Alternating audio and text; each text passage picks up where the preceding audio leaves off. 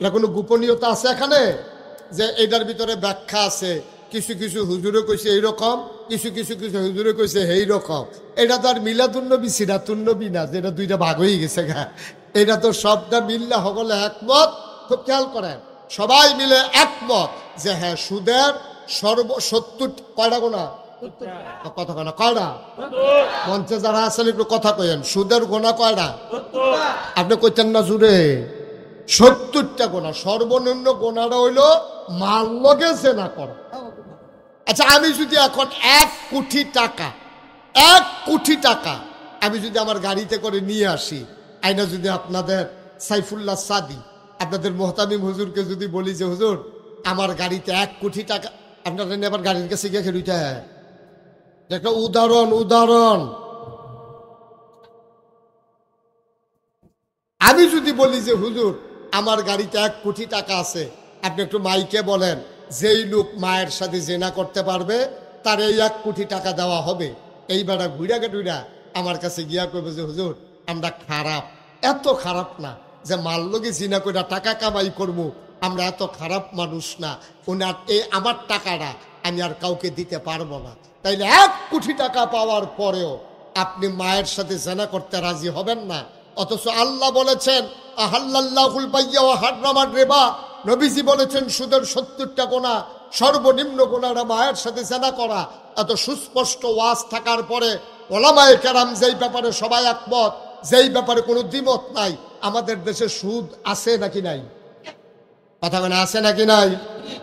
এবার বুঝেন আমরা কি মুসলমান, এবার বুঝেন আমরা কি মুসলমান। আর ওয়াজ লাগবে না, আমি যে ওয়াজ করব ওয়াজে কদ্দুর অ্যাকশন হবে এটা আমি চিন্তিত। কারণ 1500 বছর ধরে সুদ হারাম বুঝাইতে আছে, মসজিদের ইমাম সাহেব খুতবার আগে বুঝাইতে আছে, ওয়াজের ভিতরে সব আলেম ওলামারা একমত হইছে সুদ হারাম, মায়ের লগে জেনা করার মতো, এই সুদ খাওয়া যাবে না। এরপরেও যেহেতু আমরা তারা সুদ ছাড়তে পারছে না, আর রাজ্য মুস্তাক ফয়েজি ওয়াজ করব আর হগলে মিল্লা বাইত গিয়া একবারে ফেরেস্ত হয়ে দেব। এটা আশা করারও কোনো দরকার নাই, এটা আশা করারও কোনো সুযোগ নাই। সবাই মিলে সুদ বুঝাইতে পারলাম না আমরা, দুর্ভাগ্য জাতির, পড়া কপালে জাতির যে আমরা সুদরাই ছাড়াইতে পারলাম না। সকল নবীদের কাছে বড় বড় পরীক্ষা নিয়েছে, সুদরা মনে করেন আমার কাছে একটা পরীক্ষা। এই পরীক্ষায় আমরা কি পাস না ফেল? বা কথা কেনা ফাঁস না ফেল? না যেমন তেমন ফেল না তো, সাংঘাতিক ফেল, সাংঘাতিক ফেল। আচ্ছা ভাই, আমি আপনাদেরকে আবার বুঝাইয়া বলি, গরুর কুত্তার গুস্ত খাওয়া এটাকে হালাল না হারাম? শুয়োরের গুস্ত খাওয়া এটাকে হালাল না হারাম? মরা গরুর গুস্ত খাওয়া এটাকে হালাল না হারাম? মরা গরুর গুস্ত খাওয়া যাবে, এই ব্যাপারে মাসালা আছে। আপনি এমন কোনো জনপদে আছেন যেখানে কোনো মানুষজন, এমন একটা এলাকায় আছেন গভীর জঙ্গলের ভিতরে, কোনো মানুষ নাই, জন নাই, মুড়ি নাই, চিরা নাই, তারপরে পানি নাই, কিচ্ছু নাই, আপনি মারা যাবেন। আপনি গিয়া দেখছেন একটা মরা গরু পড়ে আছে, ফতোয়া হচ্ছে, মাসালা হচ্ছে, এই গরুর গুস্ত থেকে যতটুকু খেলে আপনি মরে যাবেন না, এতটুকুন পর্যন্ত খাওয়া আপনার জন্য হালাল, মানে জায়েজ, হালাল না জায়েজ। আপনি এতটুকুন পর্যন্ত খাইতে পারবেন, আপনি গুনাহগার হবেন না জান বাঁচানোর লক্ষ্যে। তাইলে কুত্তার গুস্ত কোনো অবস্থায় খাওয়া যাবে না। শুয়োরের গুস্ত প্রয়োজনে পেট মাটিত লাগাইয়া রাখা যাবে, তারপরে শুয়োরের গুস্ত খাওয়া যাবে না। এই শুয়োরের গুস্ত আমরা খাই না, কুত্তার গুস্ত আমরা কেউ শখ করে খাই না। দেখবেন এই যে সরাইল বিশ্বরূপ, এখনো সুন্দর একটা এই ছাগল জব হইছে, ছাগলটার এমন অবস্থা এটা এক্সরে করণ লাগছে না, এটা বাইরে দিয়ে দেখা যায় কয়টা চাটনা আছে, শুকাইতে শুকাইতে এমন অবস্থা হয়েছে, বাইরে দিয়া এটার ছাটনাগুলা গোনা যায়, হাড্ডিগুলা বাঁকা হয়ে আছে, পেটের কাছে ডালগি দিলে এটা এই কে কে করে উপরের দিকে তুলন যায়। এই ছাগলটাও যদি জব হয়, খেয়াল করেন, এই ছাগলটাও যদি বিশ্বরূপ জব হয় 1100, 1200, 1500 টাকা কেজি গুস্ত বেচা হয়, ঠিক কিনা কন? মরে মরে অবস্থা, ছাগলটার গুস্তের কেজি 1500 টাকা। আর এই ছাগলটা জব হয়েছে দেখিয়া কি মোটা, কি তাজা, ফাঁসা লইয়া ঘুরতে পারে না, 5-6টা কুত্তা বের দিয়া লাইছে, এটা হাট তো লইলে এমনি এমনি হাটে ফাঁসাল লাগিয়া, এই কুত্তাটা এমনি ঘুরতে আছে, একটা মানুষে জব করবো দূরের কথা, ফিরাও চায় না, ঠিক কিনা কম? তাহলে এত দুর্বল ছাগল না, মানুষ সবাই মিল্লা জব কইরা 1500 টাকা কেজি বাক কইরা নিল, আর এত সুন্দর কুত্তাটা এটা এমনি ঘুরলো দৌড় দেওয়া তাইলে যে দোকানপাটটা করতেছে গিয়া, কেউ আর এটারে জবও করলো না, এটারে বাঘও বসাইলো না। তাইলে বোঝা গেল আমাদের তারা এই কুকুরের গুস্তকে তীব্র ঘৃণা করে, শুয়োরের গুস্তকে ঘৃণা করে বইলা আমরা শুয়োরের গুস্ত খাই না, কুত্তার গুস্ত খাই না। কিন্তু যেই সুদের ব্যাপারে কত জঘন্য কথা বলেছেন, মায়ের সাথে যে না, সেই সুদ হাসতে হাসতে খায়, ফতুয়া দিয়া খায়, চায় স্টলে বইয়া বইয়া আলাপ কইরা খায়, কাও সুদ খাওয়ান হারাম জানি, কিন্তু কিতা করা হবে, বিষাইয়া পড়ছে। এই 2 দিনের ভিতরে বিষার মেয়াদ শেষ, কত খানো চাইলাম, একটা টেহা পাইলাম না, শেষ পর্যন্ত কি হরাম, হারাম জানি তো জানলে খাওয়ান লাগছে, কি হরাম পরে কাম লাগলে মাপছে না।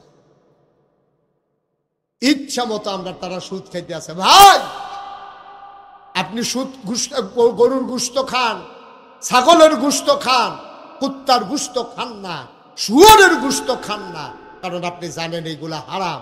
ভুলে যদি কোনোদিন খাইয়া থাকেন, কথা তো একটা মনে পড়ছে, দেখি কই লিতা তে গেছে ইন্ডিয়া, কই গেছে, আরে কথা কয় না রে, আরে দৌড়ান খাইয়া গেছে না, তো ইচ্ছা করিয়ে গেছে। হ্যাঁ, এমন না যে হঠাৎ করে হেলিকপ্টারও করে গেছে, এইরকম না, ইচ্ছা করে ইন্ডিয়া গেছে। ডাক্তার দেখাইতো কলকাতা, কি কথা কলকাতা, ডাক্তার দেখাইতো ইন্ডিয়া গিয়া সেরা, তার লগে আবার এই সান্দিয়ার তারেক বেড়াও গেছে, দুইজনে মিল্লা, আহা কথা কইেন না, দুইজনে মিল্লা যখন গেছে ইন্ডিয়া গিয়া সেরা, একটার আবার গরুর গুস্তের ফ্যান খুব নেশা, তো গরুর গুস্ত দেখলে উবুত্তিয়ে পড়েছে, এই অবস্থা তার।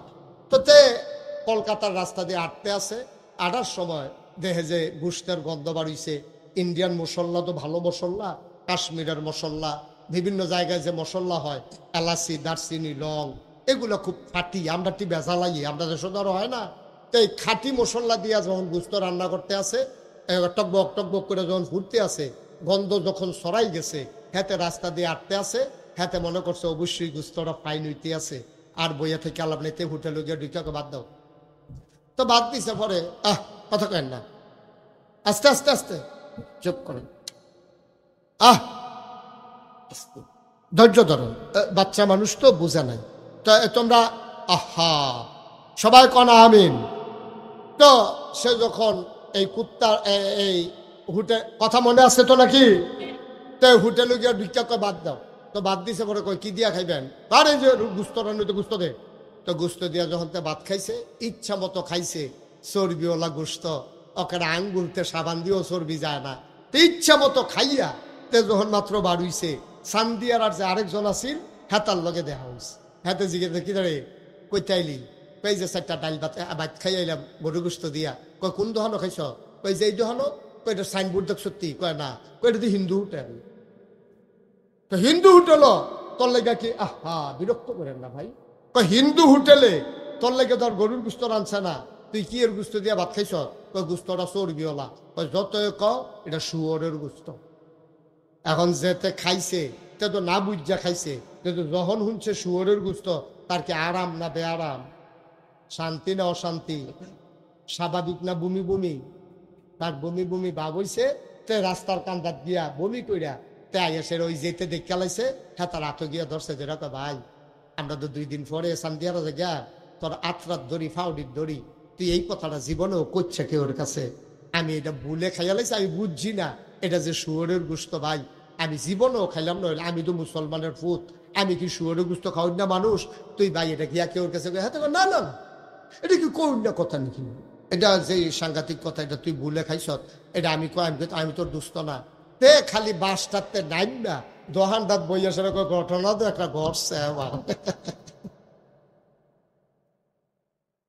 কয় কি তা, কয় কুদ্দুর চায় সেদি কারবার গড়াইলেছে ইয়া গিয়া, কয় কি ঘটনা, কয় না কন যেত না, কন হগলে কি তার সাইডা দিছে না বেড দিয়া ধরছে, হগলে কয় না কথাটা কই তৈব তুই কি তা, কয় না না করতে না করছে, তে আমার ইয়া করছে, আরে না কয় আপনি কি কয়, আপনি কি কত করছে কইলাম কেউর কাছে, হ্যাঁ তো হগল ওয়াদা করে হাতে আমরা কুদ্দুর চাই দিই, শুয়োরের গুস্ত খাইয়া বইয়া রয়েছে, তখন যে দেহে তে তার দূরের টিটকারি মারে কি গুস্ত, এখন হগলের তো বুঝা লাগছে কথাটা তো বাসি তুই গেছে, কথাটা দর গুফন নাই, গেছে গা 1 বছর। কয় বছর?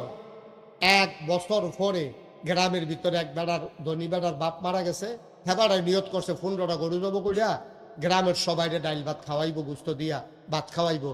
তে মনে করছে 1 বছর যখন গেছে গা, এটা বোধহয় আর কেউ মনও নাই, ওহন বোধহয় আমি গরুর গুস্ত খাইতাম পারাম। তে ফেস্টে লইয়া পুরুষ যা ফটো গিয়া যখন খাইতো বইছে, সবজি দিয়া খাইয়া গুস্তটা দিছে পরে, অনেক দিন পরে গুস্ত দেখে হা সোহের পানি আইয়া পড়ছে। কবে ধরে গুস্ত খাই না, গুস্তটা দিয়া মাহা দিয়া তে মাত্র নলাটা দিব, ফিসি দিয়া কাটা জানি কয় ইন্ডিয়া।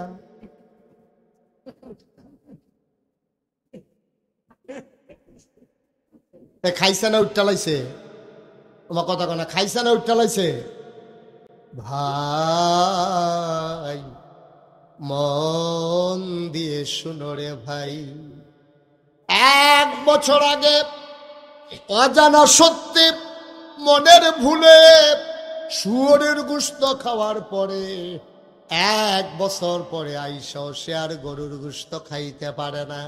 মানুষ টিটকারি করে, মস্কারা করে।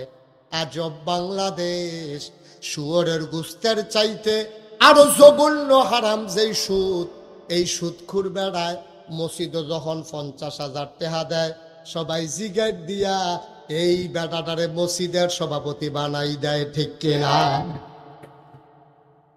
আজব বাংলাদেশ, আজব বাংলাদেশ। তে ভুলে, ইচ্ছা কইরাও না, তে ভুলে 1 টুকরা শুয়োরের গোশত খাইছি, আজ 1 বছর পরেও তারে মানছে আহা। ভাই কি করলেন আপনারা?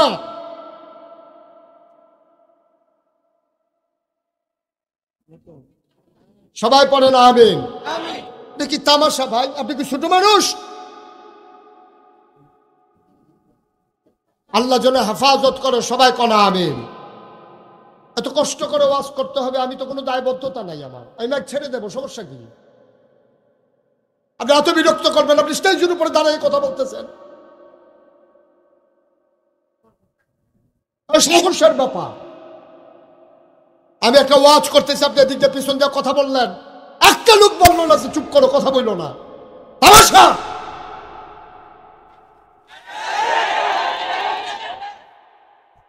তামাশা শুরু করছেন এখানে।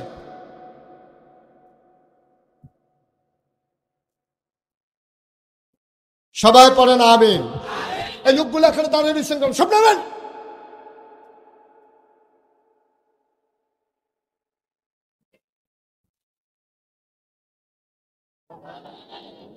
আজব কারবার।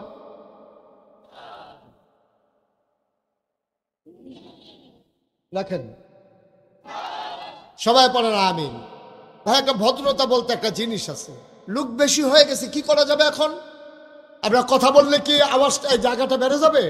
একটু সুযোগ দেন, যেহেতু একটা ক্রাইসিস পিরিয়ড আমরা ওভারকাম করছি, কম জায়গার ভিতর আমরা বেশি লোক হয়ে গেছি, সবাই একটু সাবধানতা অবলম্বন করলেই তো হয়। একটু সহজ করে দেন, এত কঠিন কিছু না। আপনি কথা বলবেন না, এটা আপনার ওন ডিসিশন, এটা আমার সিদ্ধান্ত। আমার জোর করে কেউ কথা বলাবে নাকি এখানে? একটা শব্দ কেউ করবেন না। যতক্ষণ আলোচনা শুনে একেবারে 3 পতন নিস্তব্ধতার মাঝে কথা হবে ইনশাআল্লাহ। সবাই পড়েন আমিন, জোরে পড়েন আমিন। আল্লাহ যেন হেফাজত করে, সবাই কোন আমিন। তাইলে ছোট্ট একটা পরীক্ষা, সুদ, এটাতে আমরা কি পাস না ফেল? গোটা বাংলাদেশের মানুষ ফেল। এই সুদের কাছে আমরা হার মেনে গেলাম। অথচ দেখেন, সে আদম আলাইহিস সালাম, আল্লাহ তাবারক ওয়া তাআলা কত বড় পরীক্ষা নিলেন। পেছনে শয়তান ঘোষণা দিয়ে লেগে গেল। আদম আলাইহিস সালাম জান্নাত থেকে তিনি বের হয়ে এই দুনিয়াতে চলে আসা লাগলো। নূহ আলাইহিস সালাম, কত বড় পরীক্ষা আল্লাহ নিলেন দেখেন। এই নূহ আলাইহিস সালামের জমানায় সবার মাঝে মহাপ্লাবন দেখা দিল। আল্লাহ তাবারক ওয়া তাআলা ডেকে বললেন, ও নূহ, তোমার যারা অনুগত শুধু তাদেরকেই নেবা, আর কাউকে নেওয়া যাবে না। নূহুর ছেলে, নূহ নবীর ছেলে, উনি এই পানির ভিতরে হাবুডুবু খাচ্ছেন। নৌকাটা একেবারে মাঝামাঝি, 1 ইঞ্চি জায়গা শুকনা নাই, শুধু পানি আর পানি। নূহ নবীর ছেলে একবার পানির নিচে ডুবে যায়, আরেকবার ভেসে ওঠে। ডাক দেখো আব্বা। ছেলের জন্য বাবার মনে কত মায়া, যদিও নবী, মায়া তো আর কম নাই। কিন্তু আল্লাহ বলছেন, ও নূহ সাবধান, তুমি কিন্তু তোমার যারা অনুসারী না, আমি আল্লাহকে যারা আল্লাহ মানে নাই তাদেরকে কিন্তু এই নৌকায় উঠানো যাবে না। নূহ আলাইহিস সালাম তার সন্তানকে যখন দেখলেন ছেলে একবার ডুবে যায়, একবার ভেসে উঠে যে কোনো সময় মরে যাবে, নূহ আলাইহিস সালাম বললেন, ইয়া বুনাইয়া আরকাব মাআনা, ও আমার আদরের সন্তান, তুমি আমার সাথে উঠে চলে আসো। এই কথাটা বলার সাথে সাথে আল্লাহ কি ঘোষণা দিলেন? আল্লাহ বললেন, ও নূহ, যদি তুমি আমার কথা ভুলে যাও, তুমি যদি তোমার সন্তানকে নৌকায় উঠাও, মনে রাখবা আমার হুকুম অমান্য করার কারণে এমন হতে পারে আমি নবুয়তের খাতা থেকে তোমার নামটাকে সরাসরি কেটে দেব, নবুয়তের দপ্তরে তোমার নামটা থাকবে না। সুবহানাল্লাহ বলবেন না? দেখেন, আদম পরীক্ষায় পাশ করে ফেললেন, নূহ আলাইহিস সালাম পরীক্ষায় পাশ করে ফেললেন। সবচেয়ে বেশি যেই মানুষটার কাছ থেকে পরীক্ষা নিয়েছেন তিনি হচ্ছেন আমাদের জাতির পিতা, আমাদের মুসলমানের জাতির পিতা নবী ইব্রাহিম আলাইহিস সালাম। সুবহানাল্লাহ বলবেন না? পরীক্ষা নিলেন সর্বনিম্ন মুফাসসিরে কারাম কয় বড় বড় পরীক্ষা ওনার জীবন থেকে নিয়েছে 40টা। পায় না? ছোট পরীক্ষা না বড় পরীক্ষা? বড় বড় পরীক্ষা 40টা। এই 40টা পরীক্ষায় ইব্রাহিম আলাইহিস সালাম কি ফেল না পাস? টাইন্না টুইন্না না গোল্ডেন এ প্লাস? পাস করার পরে আল্লাহ কি কয় জানেন? আল্লাহ ডাক দিছে ইব্রাহিম, কয় জি আল্লাহ, কয় তুমি তো সবগুলা পরীক্ষায় পাস, তোমার একটা সার্টিফিকেট দিতে চাই। ইব্রাহিম আলাইহিস সালাম বললেন, আমি সার্টিফিকেটের আশায় পরীক্ষা দেই নাই, তুমি মাওলা, তুমি খুশি থাকলেই হলো, আমার সার্টিফিকেটের দরকার নাই। আল্লাহ তাবারক ওয়া তাআলা বললেন, আমি দিতেই চাই। ইব্রাহিম বললেন, তাহলে আমার আপত্তি নাই। আল্লাহ ডেকে বললেন যে পরীক্ষাগুলো পাশ করার কারণে আজকে থেকে যত মুসলমান দুনিয়াতে আসবে সবার জন্যে তোমাকে বানাই দিলাম জাতির পিতা। সুবহানাল্লাহ বলবেন? মুসলমান মন দিয়ে শুনো রে ভাই, ইব্রাহিম আলাইহিস সালাম আমাদের জাতির পিতা ইব্রাহিম, ওনার থেকে বড় বড় 40টা পরীক্ষা নিলেন। তাইলে ইব্রাহিম যদি আমাদের আব্বা হয়, তাইলে আমরা ওনার সন্তান, ঠিক কিনা ভাই? এই যে ভাই, আপনি বসে পড়ুন, উঠেন না, একটু বসেন, একটু বসেন, কেউ উঠেন না, সবাই কোন আমিন। আচ্ছা, ইব্রাহিম আমাদের কি হয়? আব্বা। কি হয়? সবাই জুড়ে বলেন, কি হয়? আব্বারে আব্বা কইতে শরম করে না? আজাকাত কুজাকাত দিয়া পারেন বালা, মাজারও দিয়ে আব্বা কইয়া দুপুরে লইয়া পড়ে, ফিরের ভাও গিয়া সাজদা দেয়, ফিরের ভাও সুমায় বুইরাঙ্গুল সোয়, হেইডা ভারে বালা আমরা তারা, ঠিক কিনা কর? আর আসল আব্বারে আব্বা কইব শরম করে। ইব্রাহিম আমরার কি হয়? সবাই জুড়ে কি আর জাতির পিতা? ইব্রাহিম আমরার কি হয়? তাহলে উনি যদি আমরার আব্বা হয়, তাহলে আমরা ওনার ফুতাই, তাহলে ওনার থেকে পরীক্ষা নিছে বড় বড় কয়টা? যেই বাপের পরীক্ষা নিছে 40টা, এই বাপের ফুতাইতে 2-4টা পরীক্ষা নিব, এটা বিশ্বাস হয় নাকি হয় না? এখন আমরা পরীক্ষার হলে ঢুকতেছি ইনশাআল্লাহ। সবাই খুব সাবধান, রেডি রেডি ইনশাআল্লাহ, কোনো ভয় নাই তো ইনশাআল্লাহ। আব্বাই যদি 40 পরীক্ষায় পাশ করতে পারে, আমরা 2-1টা পরীক্ষায় পাশ করতে পারবো না? কথা কেনা পারবো না ইনশাআল্লাহ? প্রস্তুত আছি তো ইনশাআল্লাহ? আমরা পরীক্ষা দিতে ডরাই, আমরা চাই কোন ইচ্ছা কোনো রাস্তা টাস্তা আসেনি জান্নাতে যাওয়ার, আমরা পরীক্ষা দিয়া জান্নাতে যাইতে রাজি না, অথচ আল্লাহ পরীক্ষা ছাড়া একজনকেও জান্নাতে নেবে না, ঠিক কিনা কম? আর ইব্রাহিম আলাইহিস সালাম যেমনে যেমনে পাশ করছে, আব্বা আবার প্রশ্ন সব আউট করে দিছে, ডাক দিয়া যেন কইছে, এই 2024 সালে 30 অক্টোবর সান্দিয়ারা তোমরা যারা মাহফিল আইবা, তোমরা শূন্য রাখো আমি কেমনে পাশ করছি, নিয়ম কানুন জানিয়ে রাখো, তোমরাও এই নিয়মে পরীক্ষা দিও, তাহলে তোমরাও পাশ করবা ইনশাআল্লাহ। তা আমরা তো পরীক্ষা দিতে ডরাই। ওই যে কথাটা আরেকটা মনে পড়ছে, ওই একটা যে পরীক্ষার হলো ঢুকছে, ঢুকা সেইটা হাতে কাফা শুরু করছে, ফুলো রইল ফাঁকা, টুল হইল কাটে, তখন যে বইয়া সেটা কাঁপতে আছে, এই নিচের টুলটা কাঁপতে আছে ঠট্টরি ঠট্টরি কইরা। তো হেডমাস্টার স্যারের ফাঁসের রুমেতে ধরে, আরে কাফে কারা? স্যার কাফি না স্যার। তোমার কাফার আওয়াজ শুনলে আমি আইছি, তুমি কও কাফো না। তে কাফা থামানোর লেগে সামনের বেঞ্চ হাত দিয়ে বইছে, ওখান বউ ইন্ডাটাও কাফে, দৌড় ইন্ডাটাও কাফ। সরকারিরা তুমি কি শুরু করছো? না কাফা কাফি শুরু করছো কে রে? স্যার কাফি না। আরে আমি দেখতে আছি তুমি কাফো। স্যার কাফি না স্যার। কারণ এটা কি কাঁপতে আছো তুমি? স্যার কাফের কি দেখছেন? কাপ দহনো শুরু হইছে না। তখন কাপ শুরু হইব কমলা। প্রশ্নটা এত দিলে না, দেখবেন কাফ কারে কয়। আর আমরা কি কাফাকাফি শুরু হইব না? ঠিক আছে ইনশাআল্লাহ। প্রশ্ন কি শুরু করে দেবো ইনশাআল্লাহ। ইব্রাহিম আলাইহিস সালাম পরীক্ষা দিছে কয়টা? ফেল না পাস?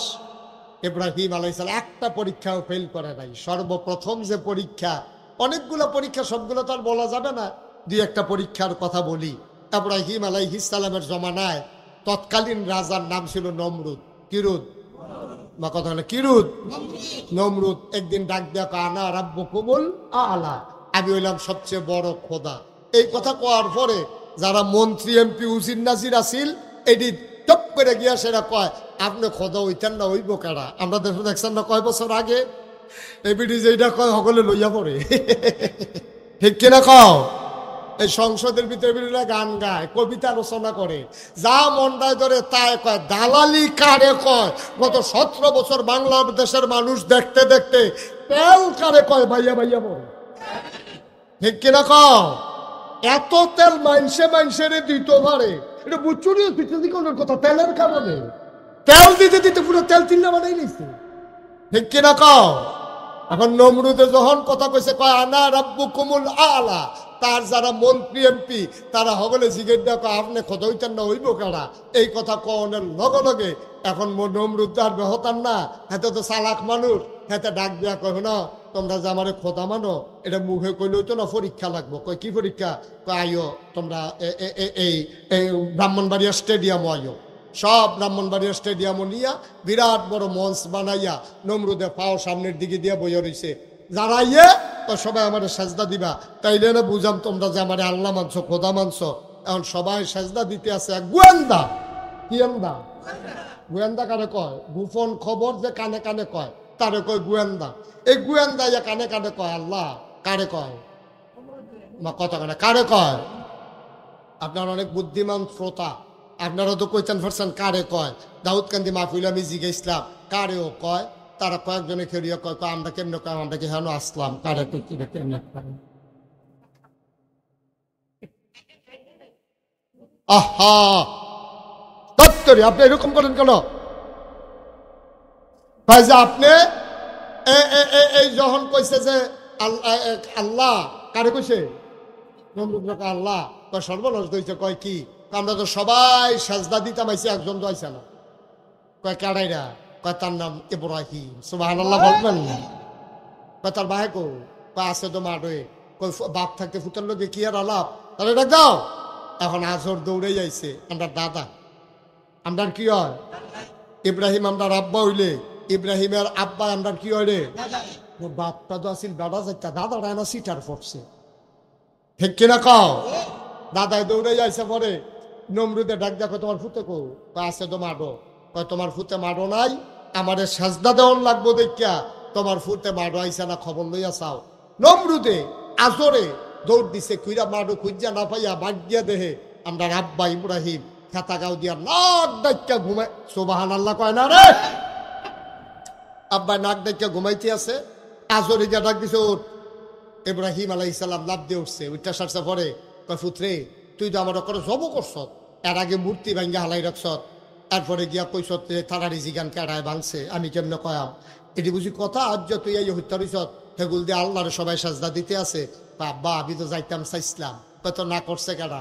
আব্বাই বুদ্ধি কইরা তৎকালীন জমানায় কি জবাবটা দিছে আমরা ১৫০০ বছর পরে ২৪শে অক্টোবরের ২৪ সালের অক্টোবর মাসের ৩০ তারিখ এইরকম বিপদে পড়লে আমরা কি জবাব দেওয়া লাগবে, এটা আব্বার প্রশ্নের জবাবটা আল্লাহ কোরআনুল কারীমে কোট করে দিয়েছেন। সুবহানাল্লাহ বলুন।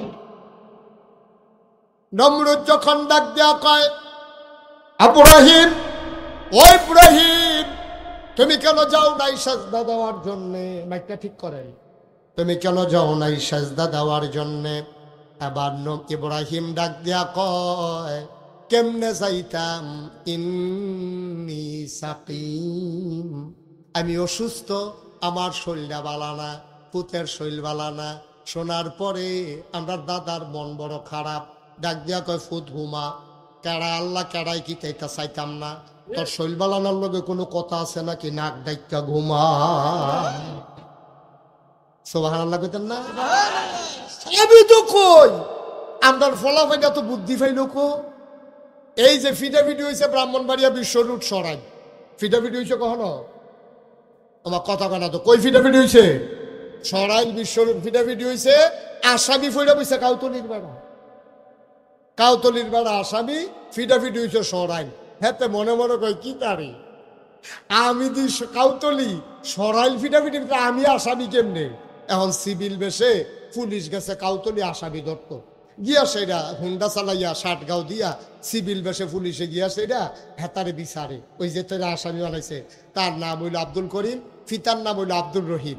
এখন গিয়া সেটা তারে জিগায়, কয় যে আব্দুল রহিমের ছেলে মোহাম্মদ আব্দুল করিম লোকটা কেডা? জিগায় কারে? করিম রে, করিম রে। কয় রহিমের ছেলে যে করিম এটা কেডা? এটা তো তে কয় যে কি তারে কইতাম আবারই জিগায় আমি বিলে কেডা। এখন যে জিগাইছে কয় যে ভাই এই কি লেগা? কয় না ওনারে খুব দরকার ছিল।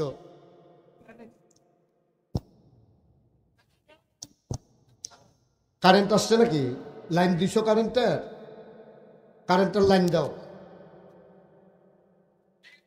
হ্যাঁ ঠিক আছে, দিছো লাইন? জি সবাই পড়ে না আমিন। আগের মতো হয়ে যাবো, সবাই কনা আমিন। তো যেই কথাটা কথা মনে আছে তো নাকি? এখন করিম রে, আহা বিটটা বন্ধ করে দাও, আওয়াজটা মোটা করলে কেন? আগের মতো চিকন করে দাও, সবাই পড়ে না আমিন। এখন করিম রে জিগাইতে আছে রহিমের ফুত করিম কেডা? তো হাতে কেমনি কিতা কইব? কয় যে কে রে ভাই? তারে কিন্তু দরকার আছে। হাতে করছে কিতা? এই খেয়াল করেন সিহন কথা। হাতে খেলুইয়াছিল হেন গেছে হেন। কয় ভাই কি কারে বিচারেন? কয় এই রহিম রে। কয় একটু আগেও তো এই জায়গাটা আসছিল। সুবহানাল্লাহ কইতেন না? হ্যাঁ এখান থেকে লইয়া মিশা কথা কয় কেমনে? নামাজ পড়ে তো রোজা ওরা হে তে কারণে কারণে না যে আসামি হইছে তাই এহানো আসিল, এহানো গিয়া সেটা কয় কারে করিম রে বিচারেন কয় কত আগেও তো এহানো আসিল।